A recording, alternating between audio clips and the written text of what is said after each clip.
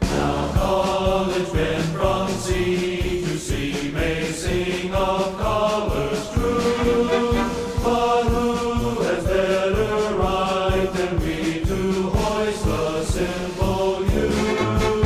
For sailor men in battle fair since fighting days of old have proved the sailor's right to wear the navy blue and gold.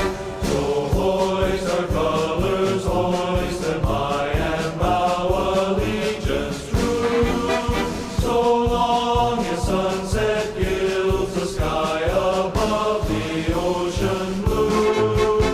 Unlowered shall those colors be, whatever fate they be, so glorious in victory, triumphant in defeat.